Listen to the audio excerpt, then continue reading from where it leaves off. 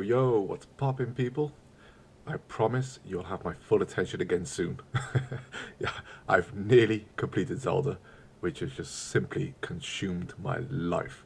It's more than a game, it's more than life. It's precious to me. Precious. I shall be doing my first review on this channel, for this game alone, so look forward to that very soon.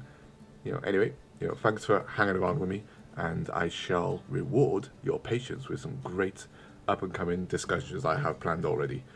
Just thought I'd throw a quick hot topics out, seeing as we've just had what I thought was a very solid Nintendo Direct. I loved the new pacing of this Direct. The formatting was brilliant, especially how it listed all the topics that were coming up. My heart was racing a bit as I quickly scanned the list to see what was incoming. But to be fair, Nintendo paced this so well that you barely got a chance to read all the way down before they fired out the next topic. Great stuff.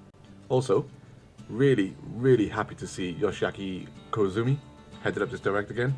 I said that he came across as a very charismatic guy during the Japanese Switch reveal event, and he hasn't changed here. He seems like a great, replacement for Iwata, even though, no one could ever truly replace Iwata. So, just quickly, what stood out to me in this Direct?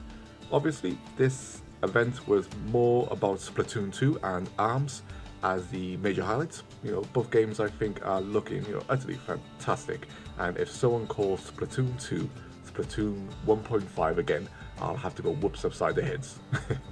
Yeah, the new Salmon Run, Horde-like mode in Splatoon 2 looks brilliant. 4-player co-op against AI mobs is something that the original Splatoon was calling out for. So, as long as this mode can be played offline as well, this means that Splatoon 2 won't die when Nintendo servers go down. Great news for everyone, really. Also, Salmon Run is what I'd love for the new single-player mode on Splatoon 2. It's looking more like a traditional third-person shooter, now in the vein of, say, Jet Force Gemini, which, is all good to me. So, yeah, really excited for Splatoon 2. As for ARMS, well, this game is just getting, better and better and looking better and better.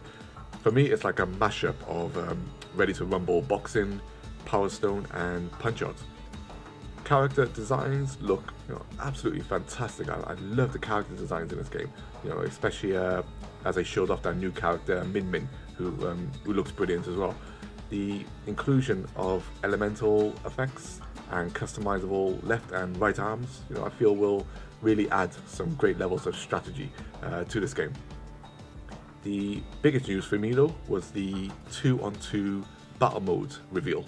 That's, oh man, that's just going to be as chaotic as Power Stone 2. I really can't wait to try that online. Also, great to see some solid release dates, for many of these games shown. Anyone moaning that Nintendo doesn't have a first-party, major first-party game out in May, has some issues in my mind. There are plenty of other third-party games out in May, to tide you over, and I'd like to see Sony and Microsoft, fill the year like this with first-party content, something that they don't do. Then moving on, they showed off the Zelda, Pikmin, Cloud, Bayonetta, and Splatoon amiibo. They can kiss my ass. Mostly because I want most of them, and I know for the fact that they'll be like gold dust to find. Just like we can't even now get hold of the current Zelda amiibo.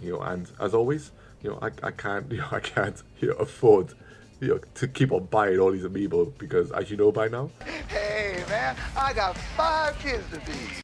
also, the quality of amiibos, they're just getting better and better. I was looking at these new amiibos and I saw the Splatoon ones, and I thought the original Splatoon amiibos looked great, but these latest ones, they look even better quality. So I'm really happy with the quality of the amiibos that are coming out. The 3DS is clearly not going down without a fight. Release dates given for virtually all the games announced for this console, for 2017. Which makes me believe that this is the last, year of the 3DS. Although I still wouldn't be surprised if Nintendo pushed the console through to 2018, and with even more support, it just wouldn't surprise me at all. Games like Hey Pikmin, Kirby, Ever Oasis, Monster Hunter Stories, Fire Emblem, Bye Bye Box Boy. They all look great, to be fair. I'll certainly be getting Bye Bye Box Boy, and I'm intrigued by Ever Oasis. This game is directed by Koichi Ishii, who also worked on many of the Mana titles for Square back in the day, and you can see that in the design of Ever Oasis. So yeah, I'll keep my eye on that one. And then we had the surprise announcement of Payday 2, coming to the Switch later this year. I kind of hate the fact that many of us are surprised about this game coming to the Switch. I think it just goes to show how skeptical we've become of somewhat popular Western third-party games appearing on Nintendo systems today. Still, I personally have no interest in the game, having previously played it, and not really liking it. It wasn't my cup of tea, but I can see the appeal, and I hope it does well on the system, and also incorporates some of the Switch's unique features. I doubt it, but still I hope. Also, let's hope that it's not a full-priced port. It's it's a somewhat older game. At the end of the day, what we don't want is the Switch becoming a port machine for Western third parties to test those Nintendo waters again, seeing as they haven't dipped their toes in for years. Anyway, I've waffled on for long enough, I feel. As a pre-E3 Direct, I thought this was pretty solid and maps out the year, even better for us excited Switch owners. So let me know what you all think about the Nintendo Direct below, the latest one. And as always, thanks for listening and peace. And oh, I forgot, we saw some new Sonic Forces footage.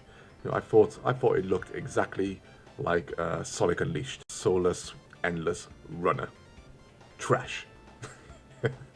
Yeah.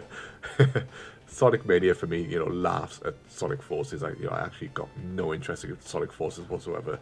It looks like that same old tired formula where Sega just don't know what to do with Sonic, and they have to go back to the beginning like they have done with Sonic Mania in order to hopefully start off fresh and take Sonic in a better direction. But anyway, thanks for listening, folks, and I look forward to your comments below. Peace!